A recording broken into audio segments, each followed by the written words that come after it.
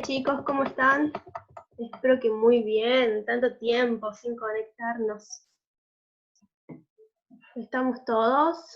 Bueno, la mayoría. Perfecto. Vamos a comenzar la clase de hoy. Vamos a repasar un poco lo que hicimos en la clase anterior, así podamos conectar los contenidos, ¿sí? Bien, la clase anterior tuvieron que leer un cuento que se llamaba Eclipse, mirar unas diapositivas donde estaban las tres civilizaciones precolombinas, y luego trabajar lo que era el lenguaje y buscar algunas palabras en el diccionario que les recomendé. Esa era toda la tarea que tenían que hacer. Voy a explicar un poco el cuento de Eclipse, ¿sí? Por si no lo entendieron, porque vi algunas respuestas cuando les hice una pregunta de comprensión y de reflexión de por qué los mayas terminan asesinándolo al Fray. Hubo unas respuestas que no estaban en lo correcto. En Eclipse teníamos un Fray que se pierde en la selva de Guatemala. Esa era la primera complicación a la que se enfrenta, se pierde en la selva, y luego se encuentra con los indios. Él busca una manera de salvarse y se le ocurre que su condición de europeo, sus conocimientos sobre Aristóteles y toda la cultura española y europea, lo iba a ayudar. Entonces les dice a los indios que si se atreven a matar a este Fray, iba a pasar algo muy malo. Es decir, lo que iba a pasar era que el cielo se iba a oscurecer, porque sabía que ese día, esa noche, iba a haber un eclipse. Entonces los mayas igual lo asesinan. ¿Por qué? Y acá está la vuelta del relato. Porque los mayas hicieron grandes descubrimientos astronómicos. Entonces ellos ya sabían que iba a suceder el eclipse, por eso lo matan. ¿Qué pasa acá? Si lo leemos con un análisis del discurso, el Fray cree que su raza es superior y quiere engañar a la raza de los indígenas pensando que son primitivos, que son burros, que no saben. Entonces les juega una trampa, pero les sale mal, porque los mayas sí sabían sobre los eclipses. ¿Bien? Eso tenían que hacer la clase anterior y tenían un texto para leer sobre la literatura precolombina. Espero que lo hayan leído porque vamos a comenzar con un evaluado sobre esa teoría, ¿sí? Así que les pido que vayan abriendo el evaluado.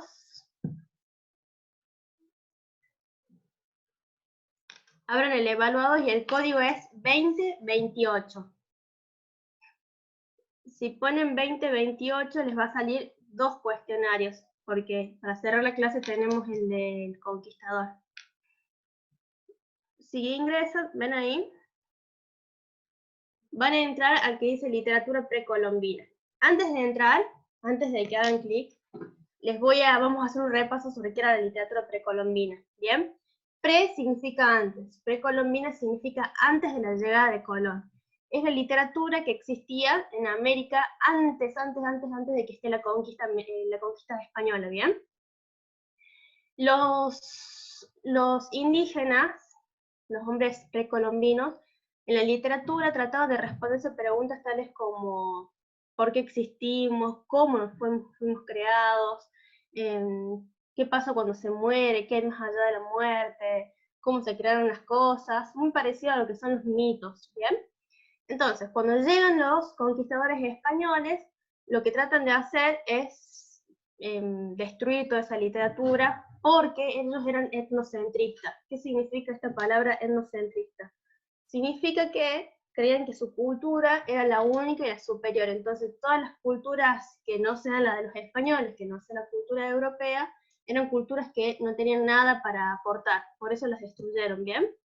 Recién en el siglo XX, 19-20, por el trabajo de los arqueólogos, de los antropólogos, se comienza a echar otro tipo de mirada sobre lo que dejaron los precolombinos, ¿bien? Por ejemplo, no sé si vieron las ruinas del Machu Picchu, las pirámides mayas, bueno, todo eso se empieza a valorizar en esa época. Y también pasa lo mismo con la literatura, ¿bien? Hoy vamos a ver una literatura, la representación de la literatura maya que se llama Popol Vuh. ¿Bien? Entonces, van a entrar ahora sí al evaluados 2028, se los escribo acá, 2028, ingresan y vamos a hacer el primer cuestionario, ¿bien? Bien, yo ya entré, estoy listo para comenzar. ¿Ustedes?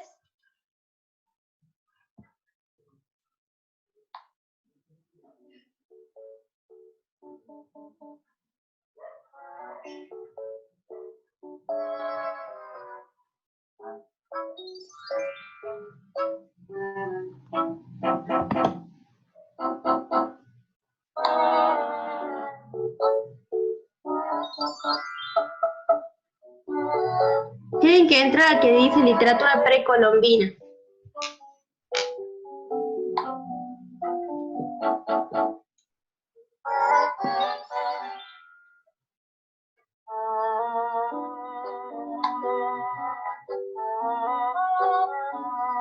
Al evaluado Fátima, 2028 es.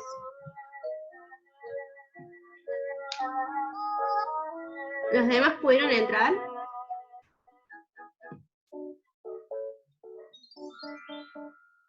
Bien.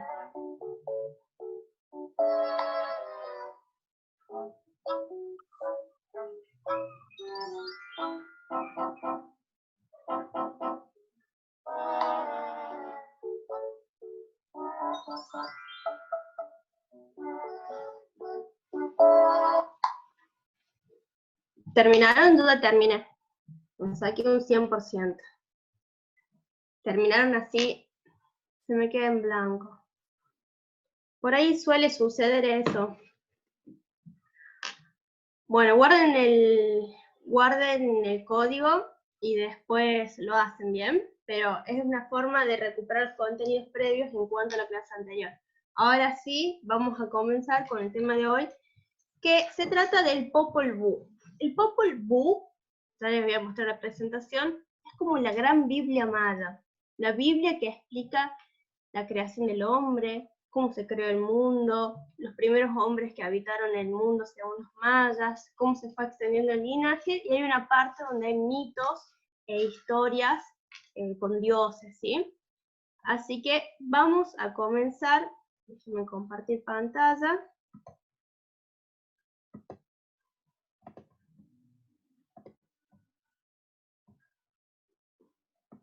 Bien, es importante que sepan que los mayas también se han llamado quichés, es el pueblo quiché, ¿bien? Entonces, vamos a comenzar con el libro sagrado. El libro sagrado de los mayas estuvo escondido durante mucho tiempo. Cuando llegaron los españoles y los mayas vieron que destruían todo lo que tenga que ver con su cultura, y esta destrucción no fue casual, sino que lo hacen para que los indígenas, los que habitaban esas tierras, vean que su grandeza no existía, que su grandeza estaba destruida. Por eso destruyen su cultura, ¿bien? Entonces, como ven todo eso, los mayas esconden este libro para que no se lo destruyan. Es anónimo, ¿bien? Después de muchos años, un cura se gana la confianza de un pequeño pueblo que estaba en Guatemala, y ese pueblo tenía escondido el libro, y como tienen mucha confianza en ese cura, se lo dan y se lo muestran. El cura, que ya había aprendido un poco el lenguaje de los mayas, empieza a hacer la traducción de ese libro, ¿bien? Realiza la traducción en español, y así es como ese libro empieza a llegar a todo el mundo. Se traduce también al francés, al alemán, pero mucho tiempo después hubo un indio que se llamó Adrián Chávez, un indio maya, que lo tradujo de otra forma, de una forma más fidedigna. Y acá hay un problema, hay como una polémica, porque se dice que la traducción que hizo el sacerdote es muy, muy, muy parecido a la Biblia, y ya van a ver por qué. Y que suceda esto significa que puede ser que el sacerdote hizo esto como una forma de convertir a los mayas, a todos los indígenas, en una religión católica, ¿bien? Bueno, esa es la historia que les conté un poco. Ahí tienen todos los libros que fueron con todas sus traducciones. Este es el original, la primera traducción, escrito por Francisco de Jiménez. Este está traducido en francés, y este es el que tradujo Chávez, ¿bien? Estas son las tapas del libro, Pop Vuh o Popol Vuh. Hay dos variantes porque hay muchas traducciones. Una de las traducciones es Popol Vuh y la otra es Pop Vuh, pero lo que significa es casi lo mismo. Significa libro del tiempo o libro de los acontecimientos, ¿bien? El Pop Vuh está estructurado de esta forma. Hay un preámbulo donde nos cuenta la intención que tiene el autor de contar toda la historia maya, ¿bien? Es como para recordar lo que estaba pasando con esos pueblos. En la primera sección tenemos la cosmogonía y el génesis de la humanidad. ¿Les suena Génesis? Seguramente lo han escuchado en el Génesis de la Biblia, ¿verdad? La cosmogonía pretende explicar cómo se origina el mundo, cómo se origina el hombre, por ejemplo. ¿Bien? Ustedes piensen en esto. ¿Se acuerdan un poco de mitos? Mitos y leyendas del primer año, de la primaria. Bueno, los mitos es la forma que encuentran los hombres primitivos de explicar las cosas que no tienen explicación. Por ejemplo, ¿por qué truena? ¿Por qué llueve? ¿Cómo se creó el hombre? ¿Bien? Entonces, a través del mito intentan explicar cómo sucedieron las cosas, cómo se originaron. Acá hay algo importante que tienen que tener en cuenta. Para los indios, para los nativos, para los indígenas, hay una simbiosis, hay una unión entre lo que es la realidad y lo que es mito.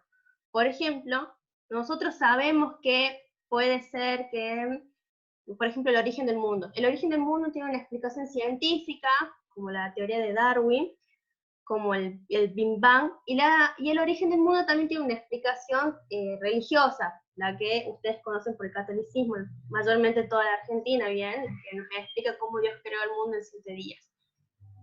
Entonces, para un hecho tenemos dos versiones, la científica y la mítica. Ahora, para los indígenas solo existía la mítica, no existía un pensamiento racional, ¿se entiende? Entonces, para ellos era real el hecho de que el mundo lo crearon los dioses.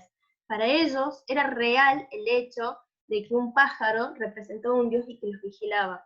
Por eso, cuando conquistan los españoles América, ¿vieron cuando ustedes leyeron Cortés, la conquista, las razones de la victoria? Moctezuma no alza sus armas, no pelea, no combate contra los conquistadores. ¿Por qué? Porque Moctezuma creía que eran dioses, porque había una profecía que decía que Quetzalcóatl, que era el dios en ese momento de ellos, iba a llegar por el occidente en una barca. Entonces todo eso coincidía con lo que estaba sucediendo, que eran las llegadas de los conquistadores, y creyeron que eran dioses, ¿bien? Entonces esto es súper importante, saber que los pueblos originarios, los pueblos precolombinos, no distinguían la diferencia entre realidad y mito. Para ellos lo mítico era lo real, para ellos los dioses sí existían realmente, y por eso le hacían sacrificios. ¿Vieron cuando ustedes tuvieron que mirar ese video de los sacrificios aztecas? Lo hacían porque ellos creían que si los dioses tenían sangre, tenían un corazón, realmente les iba a favorecer, los iba a ayudar. ¿Bien? Vamos a continuar entonces. Acá hay algo muy interesante que tal vez les puede interesar a ustedes y lo pueden relacionar para no olvidárselo. ¿Vieron que hace poco salió el tema de René, Residente? ¿Lo ubican? No sé si se dieron cuenta que ese tema comienza con una lección escolar, que una maestra le pregunta a René con qué partes del cuerpo jugaban la pelota los indios taínos. René no contesta y le dice, vamos René, es fácil, ¿con qué partes del cuerpo jugaban a la pelota los indios taínos? Y se la empieza a cantar. No me acuerdo mucho cómo era, pero era una cosa como cabeza, rodillas, puños y cadera, me parece. Porque el juego de la pelota también tiene origen en las culturas precolombinas. Era un juego muy sagrado, tenía un significado muy sagrado. Quien perdía era llevado a las pirámides del sacrificio, ¿bien? Ofrecido a los dioses. El juego de la pelota, miren, acá pueden pueden visualizar cómo era la cancha. ¿La ven ahí? Esa era la cancha donde jugaban. Y estos que están acá eran como los aros donde tenían que invocar a la pelota. A la pelota no la podían tocar con los pies. Era con la cabeza, con el hombro, con la rodilla, con la cadera, pero no podían tocar la pelota con los pies. Los aros solían estar muy altos, por eso eran bien fornidos ellos, porque trabajaban todas las partes del cuerpo para poder jugar a la pelota. El juego de la pelota, como les digo, es un juego muy sagrado para ellos, está en la historia de los mitos y de las historias heroicas dentro del Popol Vuh. Ahora vamos a ver por qué. ¿Bien? Les voy a poner un video donde nos cuenta el contenido del Popol Vuh.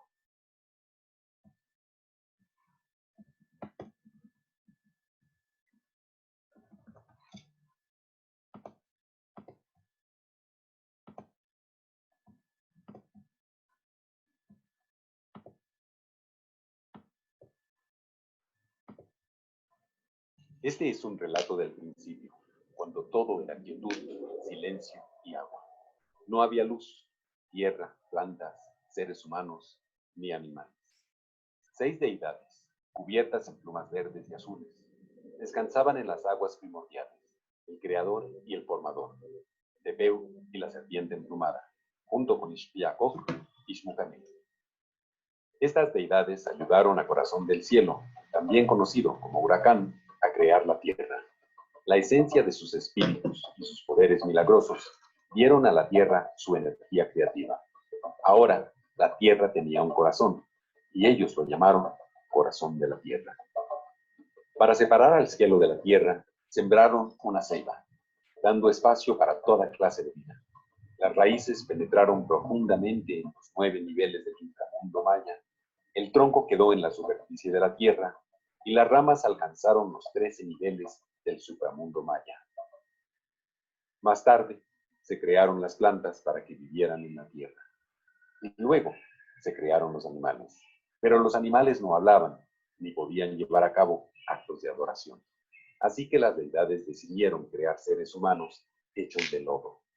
Pero estos primeros humanos no tenían alma y no eran buenos contadores de los días. Los destruyeron en un gran diluvio. Las deidades intentaron otra vez y crearon a los humanos hechos de madera. Pero la gente hecha de madera tampoco podía adorarlos, así que los destruyeron. Aquellos que sobrevivieron se dice que se convirtieron en los monos en los árboles. Ahora existían el cielo y la tierra, pero no había un sol ni una luna. Un pájaro presumido y vanidoso, llamado Siete Guacamayo, reclamó ser el sol y la luna. Pero esto no era cierto. 2 maravillosos gemelos, Hunahpu y Xbalanque, derrotaron a 7 Guacamayo, disparándoles con unos dardos. Los héroes gemelos fueron concebidos cuando su madre, Ixquic, habló con la cabeza decapitada de su padre, Hunahpu, quien escupió en su mano desde un árbol de cacao. Hunahpu murió a manos de los señores de Xibalbá, el inframundo. Los héroes gemelos se convirtieron en grandes jugadores de pelota, y para devolverle la vida a su padre, retaron a los señores del inframundo a un juego en Xibalbá. A los gemelos se les permitió jugar el juego de pelota solamente después que habían sobrevivido pruebas peligrosas en el inframundo. Con gran destreza y astucia, los gemelos ganaron el juego de pelota, y esto permitió a su padre muerto regresar a la vida como el dios del maíz. Los héroes gemelos salieron de Xibalbá y subieron nuevamente a la superficie de la tierra. Continuaron subiendo hacia el cielo y se convirtieron en el sol y la luna. Ahora que el sol y la luna estaban en el cielo e iluminaban la tierra, las deidades crearon la última forma de seres humanos, usando el maíz blanco y amarillo. El maíz es la preciosa sustancia que finalmente produce humanos verdaderos y duraderos.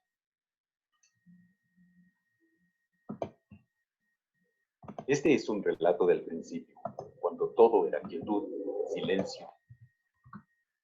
Bien, en formas resumidas, lo que acaban de ver se los voy a contar, para que ustedes me cuenten si encuentran similitudes con la Biblia. ¿Ven? Bien.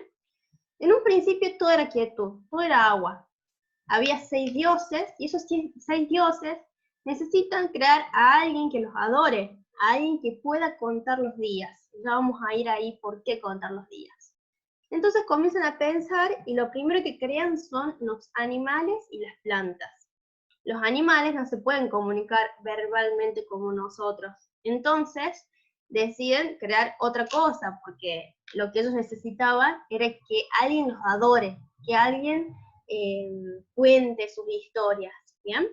Entonces pasan al primer intento de hombre. El primer intento de hombre es con barro. ¿Les suena eso o no? Crean al hombre de barro, pero se dan cuenta que el hombre de barro se desmoronaba y no servía. Entonces van a su segundo intento. Su segundo intento lo hacen con madera. Crean al hombre de madera, pero se dan cuenta que el hombre de madera no tiene corazón, que es duro, malo. Entonces deciden echar a la tierra un diluvio. ¿Suena el diluvio? Echan a la tierra un diluvio. Entonces todos estos hombres de madera se ahogan, se podría decir, y los que logran escapar del diluvio se convierten en macacos, que son los monos, ¿bien? El último intento lo hacen con maíz, y esto no es casual, porque si ustedes estudiaron ya los pueblos precolombinos, se habrán dado cuenta que el maíz es la principal producción de esos pueblos, ¿bien? Por eso se acuerdan que los aztecas hacían sacrificio porque toda su dieta se basaba en maíz y necesitaban proteínas con las que se comían a las personas. Bien, entonces con el maíz crean al hombre perfecto, crean 4 hombres. Bien, ahí nos contó un poco de los gemelos. Esto es como una historia heroica, como el Mesías. Bien, ¿qué pasa? Estaba el Xilbalba. El Xilbalba es el infierno, o sea que hay una concepción del infierno, al igual que los católicos, de la Biblia, ¿sí? Lo que sucede es que estaba un Apu, que es como el Mesías, que baja a jugar a la pelota, por eso les decía que era un juego sagrado, con los señores del infierno. Les gana, pero los señores del infierno quieren vengarse de él y lo transforman en un huacal, que es un árbol de cacao, ¿bien?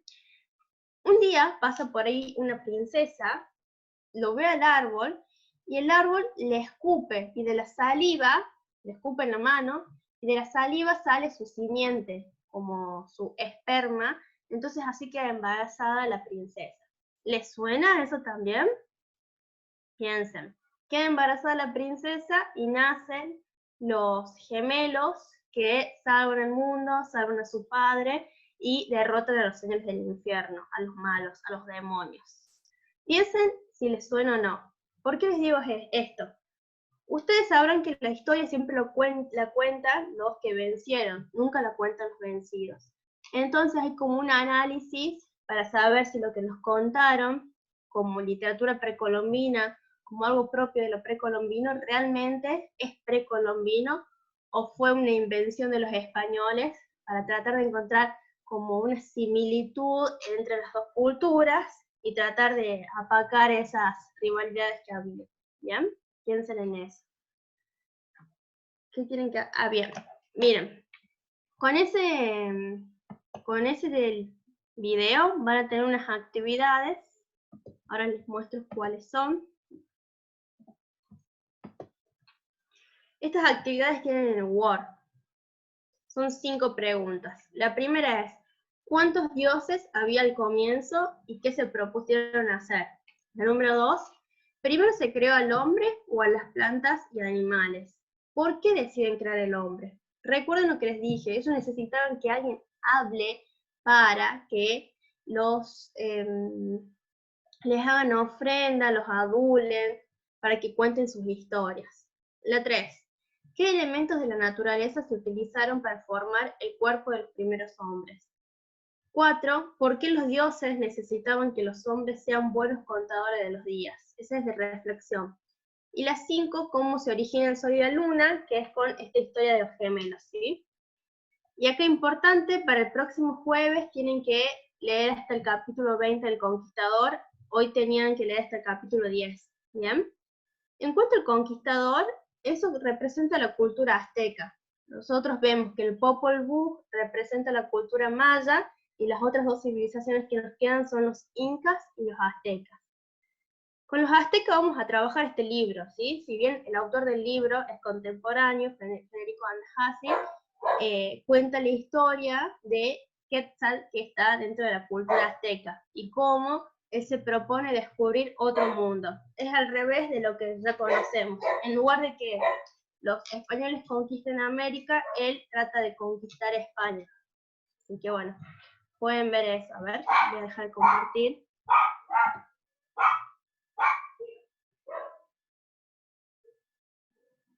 Bien, vamos a entrar de nuevo al evaluados.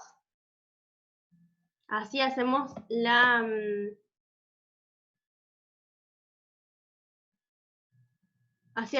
el último cuestionario. ¿Pueden entrar? Es 2028, lo mismo.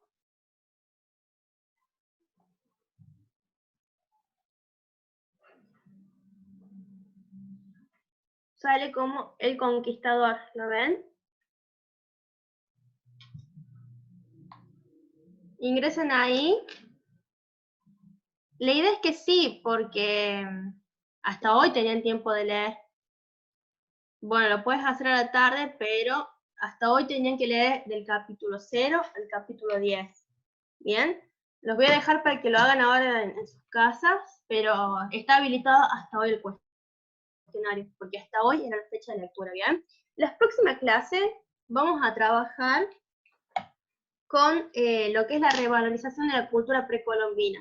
Como les dije en un comienzo, cuando llegan los españoles, tienen esta mirada etnocentrista donde su cultura, la cultura europea, es la mejor y lo único que existe, entonces toda cultura ajena a la europea la destruyen o no la valorizan. Por eso se pierden muchas cosas de la cultura precolombina. Pero lo que vamos a trabajar la clase que viene es la revalorización que hacen ciertas personas como arqueólogos, como antropólogos y escritores de esta cultura. Vamos a trabajar con un cuento que se llama Chacmul, que es de un autor del siglo XX también, que se llama Carlos Fuentes, es un autor mexicano, ¿sí? Trabajamos eso, otro cuento de Julio Cortázar, y con eso terminaríamos lo precolombino para comenzar con el segundo movimiento latinoamericano, que es el barroco. Bueno, voy a dar 3 minutos para que realicen preguntas sobre lo que quieran de la clase de hoy, así yo se las respondo. ¿Bien? Usen el chat para poner las preguntas que tienen, si tienen dudas, si no entendieron algo de las clases que venimos teniendo desde el comienzo de esta cuarentena, donde leyeron muchos textos, tuvieron que analizar.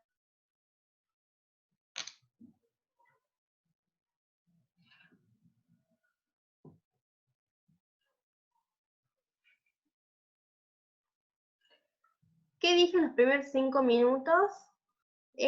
Hice un repaso de la clase anterior, que les subí en la plataforma del jueves anterior, sobre el cuento del eclipse, lo expliqué, y bueno, hablamos sobre eso.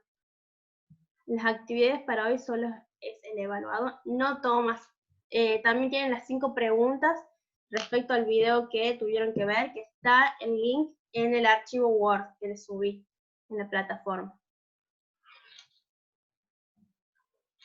¿Alguna otra pregunta? ¿Queda claro esto de la lectura de la novela? Esta es la novela. Este es su ancho.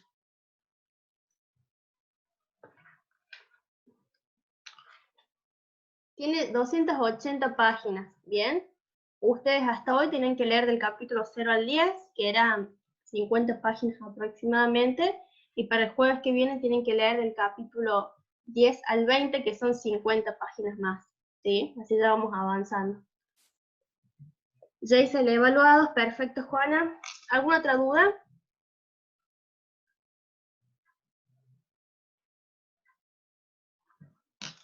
¿No? Bueno, entonces nos vemos en la próxima clase. Hagan el evaluados, hagan las actividades, envíenlas. Las actividades anteriores ya las leí a la mayoría, pero me falta escribir las devoluciones nada más. Este fin de semana se las estaré enviando, ¿sí? Bueno, entonces eso es todo por hoy.